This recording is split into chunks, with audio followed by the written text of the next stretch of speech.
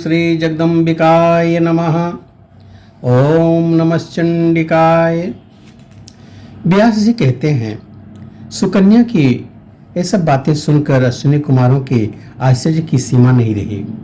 मुनिवर च्यवन के भय से उनके हृदय को सशंकित बना दिया। उन्होंने सुकन्या से पुनः कहा, उत्तम और अंगों से शोभा पाने वाली राजकुमारी, तुम्हारे इस धर्म पालन से हमारा हृदय गदगद हो उठा है। तुम अपने कल्याणार्थ वर मांगो, हम देने को तैयार हैं। प्रमदे, तुम निश्चय समझ लो कि हम देवताओं के वैद्य हैं। तुम्हारे पति को सुंदर युवक पुरुष बना देने की योग्यता हम में है। परम बुद्धिमती वाले तुम्हारे पति को जब हम अपने समान स्वरूप बना देते हैं, तब तुम हम तीनों में से किसी एक को पति चुन लो। अश्विनी कुमारों की यह बात सुनकर सुकन्या के मन में बड़ा आश्चर्य हुआ। अपने पति च्यवन मुनि के पास जाकर वह उनसे उनकी बात कहने लगी।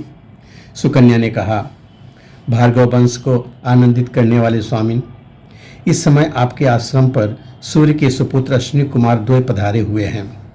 मैंने देखा उनके शरीर की आकृति बड़ी ही भव्य है। मुझ सुंदरी स्त्री को देखकर वह दोनों कामातुर हो गए हैं। स्वामिन, उन्होंने मुझसे कहा है, हम तुम्हारे पति को नवयुवक दिव्य शरीरधारी और नेत्रयुक्त बना देंगे। इसमें कोई संदेह नहीं है, परंतु एक शर्त है कि जब हम तुम्हारे पति को समान स्वरूप वाला बना देंगे, तब तुम्हें हम तीनों में से किसी एक को पति चुन लेना होगा। साधो, उनकी बात सुनकर इस अद्भुत कार्यों के विषय में पूछने के लिए मैं यहाँ आई हूँ। ऐसे आपत्ति युक्त कार्य के उपस्थित होने पर मुझे क्या करना चाहिए, यह आप बताने की कृपा करें। देवताओं की माया शीघ्र समझ में आ जाए, यह असंभव है। उनका अभिप्राय जानने में मैं असमर्थ हूँ। अतः सर्वज्ञ प्रभु, आप मुझे आज्ञा दीजिए। आपकी इच्छानुसार मैं करने को तैयार हूँ। च्यवन जी बोले, कांते, मैं कहता हूँ तुम अभी दिव्य चिकित्सक अश्विनी कुमारों के पास जाओ। सुब्रते, तुम्हें उनको शीघ्र ही मेरे पास ले आने की चेष्टा करनी चाहिए। उनकी बात तुरंत स्वीकार कर लो। इस विषय में विचार करने की कोई आवश्यकता नहीं है। व्यास जी कहते हैं, इस प्रकार च्यवन मुनि की आज्ञा पा जाने पर सुकन्या देवश्रेष्ठ अश्विनी कुमारों के पास गई और उनसे उनके कहा, देवरों, आपकी शर्त मुझे स्वीकार है। आप कार्य संपादन में प्रवृत्त हो जाएं। अब सुकन्या के वचन सुनकर अश्विनी कुमार आश्रम में आ गए। उन्होंने राजकुमारी से कहा, तुम्हारे पति इस जल में उतर जाएं। रूपवान बनने की इच्छा ही थी। अतः च्यवन जी तुरंत जल में बैठ गए। तत्पश्चात वह अश्विनी कुमार भी उससे उत्तम सरोवर में प्रविष्ट हो गए। फिर तुरंत वह तीनों व्यक्ति उस तालाब से बाहर निकल आए। अब उन तीनों की दिव्य आकृतियों में कोई अंतर नहीं रहा। तभी एक समान नवयुवक बन गए। सबकी एक सी अवस्था थी। दिव्य कुंडलों और आभूषणों से वह तीनों व्यक्ति अनुपम शोभा पा रहे थे। वह सभी एक साथ बोल उठे, बरबर्णी, भद्रे, अम्लानने, तुम्हें हम लोगों में से जो भी अभिष्ट हो उसे पति बना लो। वरानने, जिससे प्रति तुम्हारा प्रेम विशेष प्रेम हो उसे वर्ण कर लेना चाहिए। व्यास जी कहते हैं, देव कुमार की तुलना करने वाले वे तीनों व्यक्ति रूप, अवस्था, स्वर और वेशभूषा में बिल्कुल एक जैसे थे। सबकी आकृति एक समान थी। उन्हें देखकर सुकन्या महान असमंजस में पड़ गई। मेरे पति कौन है, यह भली भांति वह समझ नहीं पाती थी। अत्यंत घबराकर सोचने लगी, मैं क्या करूं?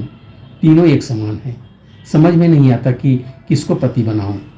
ओह, मेरे सामने यह बड़ा ही संशयग्रस्त विषय उपस्थित हो गया है।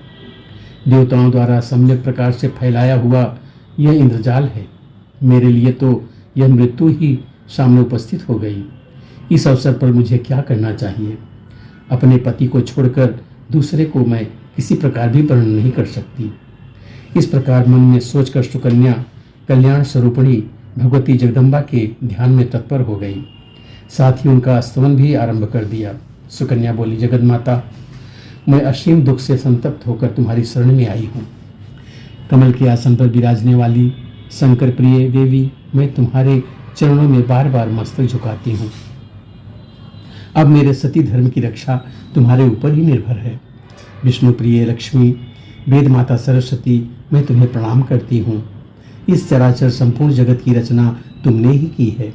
सावधान होकर इस जगत की रक्षा करना तुम्हारा स्वाभाविक गुण भी है। इस संसार को शांत करने का विचार होता है तब तुम इसे अपने में लीन कर लेती हो। ब्रह्मा विष्णु और शंकर की तुम जननी हो, ये सभी अनुमोदन करते हैं। तुम अज्ञानियों को उत्तम बुद्धि प्रदान करती हो। ज्ञानी जन तुम्हारी उपासना से सदा के लिए मुक्त हो जाते हैं। परम पुरुष को प्रिय दिखने वाली तुम पूर्ण प्रकृति स्वरूपा देवी को सब लोग जान नहीं सकते। श्रेष्ठ विचार वाले व्यक्तियों को तुम्हारी कृपा से भुक्ति और मुक्ति सदा सुलभ हो जाती है। तुम संपूर्ण प्राणियों के लिए सुख की साधन हो। अज्ञानी जन दुख पाते हैं, यह भी तुम्हारी ही व्यवस्था है। माता, तुम योगियों को सिद्धि, विजय और कीर्ति प्रदान करती हो। मैं अत्यंत विस्मय में पड़ गई हूँ। इस अवसर पर केवल तुम ही मेरे लिए शरण्य हो। माता, मैं इस शोक के अगाध समुद्र में गोते खा रही हूँ। मुझे मेरे पतिदेव को दिखाने की कृपा करो, कारण वे देवता लोग कपट जाल फैलाए हुए हैं। मेरी बुद्धि कुंठित हो गई है। मैं स्वयं किसको पति स्वीकार करूं? सर्वज्ञ, तुम मेरे पतिदेव का साक्षात्कार करा दो। मैं सतीत्व व्रत का पूर्णतया पालन करती हूँ। यह बात तुमसे अविदित नहीं है। व्यासी कहते हैं, इस प्रकार जब सुकन्या ने त्रिपुर सुंदरी भगवती जगदम्बा की स्तुति की, तब देवी ने शीघ्र सुख पहुँचाने वाला ज्ञान उनके हृदय में उत्पन्न कर दिया, जिससे वह साध्वी सुकन्या समान रूप वाले उन पुरुषों में अपने पति को मन ही मन निश्चित करने में सफलता पा गई। अब उसने उन तीनों पुरुषों पर दृष्टि दौड़ाई और उनमें से अपने वास्तविक पति च्यवन जी थे उन्हें चुन लिया। यह सुकन्या द्वारा पति रूप से च्यवन मुनि के स्वीकृत हो जाने पर अश्विनी कुमार संतुष्ट हो गए। सुकन्या के सती धर्म को देखकर उनके मन में बड़ा आनंद हुआ। वह दोनों उसे बर देने लगे। कारण भगवती जगदम्बा की कृपा से वह प्रधान देवता अश्विनी कुमार परम प्रसन्न थे। च्यवन मुनि से आज्ञा लेकर उन दोनों कुमारों ने तुरंत वहाँ से चलने की तैयारी कर ली। सुंदर रूप, नेत्र और युवती भार्या पा जाने के कारण च्यवन मुनि बड़े ही हर्षित हुए। उन महान तेजस्वी मुनि ने अश्विनी कुमारों से यह वचन कहा, देववरों, आपने मेरा बड़ा ही उपकार किया है। क्या कहूँ, इस संसार में सर्वोत्तम सुंदरी भार्या पाकर मैं भी कोई सुख नहीं पा रहा था, वरम मुझे एक पर एक दुख ही झेलने पड़ते थे, क्योंकि मेरे आँख भी नहीं। मैं अत्यंत बूढ़ा हो गया था, मंदभागी बनकर निर्जन वन में पड़ा था। ऐसी स्थिति में आप लोगों ने मुझे नेत्र, युवावस्था और अद्भुत रूप प्रदान किया है। अतः मैं भी आपका कुछ उपकार करने के लिए प्रार्थना कर रहा हूँ, क्योंकि उपकारी पुरुष के प्रति जो किसी प्रकार का उपकार नहीं करता, उस मानव को धिक्कार है। संसार में देवता भी ऋणी हो सकते हैं, मानव की तो बात ही क्या है। अतएव मेरी हार्दिक इच्छा है कि आप लोगों को कोई अभीष्ट पदार्थ प्रदान करूं। देवेश्वरों, आपने मुझे नूतन शरीर प्रदान किया है। इस ऋण से मुक्त होने के लिए मांगने पर मैं आप लोगों को वह पदार्थ भी दे सकूंगा जो देवताओं तथा दानवों के लिए भी अलभ्य है। आपके इस उत्तम कार्य से मैं बड़ा ही प्रसन्न हूँ। आप अपना मनोरथ व्यक्त करें। च्यवन मुनि के वचन सुनकर अश्विनी कुमारों ने परस्पर परामर्श किया। तत्पश्चात सुकन्या सहित बैठे हुए उन मुनीश्वर से वे कहने लगे, मुनिवर, पिताजी की कृपा से हमारे संपूर्ण मनोरथ पूर्ण हैं, परंतु देवताओं की पंक्ति में बैठकर सोमपान करने की हमारी अभिलाषा अभी पूरी नहीं हुई है। जब यज्ञ में सोमरस पीने का अवसर आता है, तब देवता हमें वैद्य मानकर निषिद्ध कर देते हैं। सुमेरु पर्वत पर ब्रह्मा जी का यज्ञ हो रहा था। इंद्र की प्रेरणा से हमें वहाँ सोमरस नहीं मिल सका। अतएव धर्म के जानने वाले तपस्वी जी, आप में कोई शक्ति हो तो हमारी यह अभिलाषा पूर्ण कर दीजिए, हमें सोमरस पीने का अधिकार प्राप्त हो जाए। ब्राह्मण, हमारी इस सुसम्मत इच्छा पर विचार करके आपको इस कार्य में प्रवृत्त होना चाहिए। सोमरस पीने की प्यास बुझना हमारे लिए बड़ा कठिन हो गया है। आप चाहेंगे तो वह प्यास शांत हो जाएगी। अश्विनी कुमारों की बात सुनकर च्यवन मुनि ने बड़े मधुर शब्दों में उनसे कहा, मैं अत्यंत वृद्ध हो गया हूँ। आप लोगों ने मुझे रूपवान और नवयुवक बना दिया है। आपकी कृपा से गुणवती भार्या भी मेरे पास है। अतएव मैं प्रसन्नतापूर्वक आप दोनों को सोमरस पीने का अधिकारी अवश्य बना दूंगा। इंद्र छल लिए जाएंगे।